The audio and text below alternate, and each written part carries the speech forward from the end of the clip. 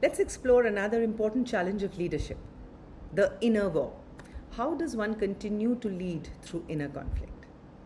There's a lot of talk around winning, success, profit, and so on. But what if leadership is not always about winning, profits, success? What if it's about choosing what's worth fighting for? I hear these questions often. Why do I feel so disconnected even when I'm succeeding?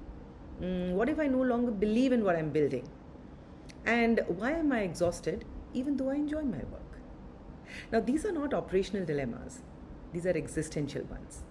And they often come from an inner war, being the self that we've taught to be and the self that we are actually becoming.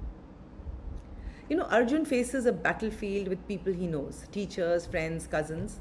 It's not an easy fight because it's not just about war, it's about inner dissonance, about identity, about truth. The pain of letting go of what no longer aligns, even if it once felt sacred. This is what real leadership feels like too, especially when you're evolving. I've had my own Kurukshetra. Letting go of the identity of being the savior, the fixer, to moving on to becoming a space holder. And that required confronting something within me, a deep belief that my worth came from rescuing. Now that's an inner war, not against others, but against the stories that no longer serve us. So what does the inner war look like? It would look like, saying yes on the outside while screaming no on the inside. Being the go-to person, but secretly craving rest. Living in achievement while longing for meaning. Krishna never tells Arjuna, don't feel. He says, feel it all, but don't get consumed by it. Karmanyevadhikaraste ma phaleshu kadachana. Now that's not a call to detachment from outcomes, but it's an invitation to lead from dharma, from inner clarity, not ego or fear. Now modern leadership often demands certainty, but what we need more is the capacity to hold paradox.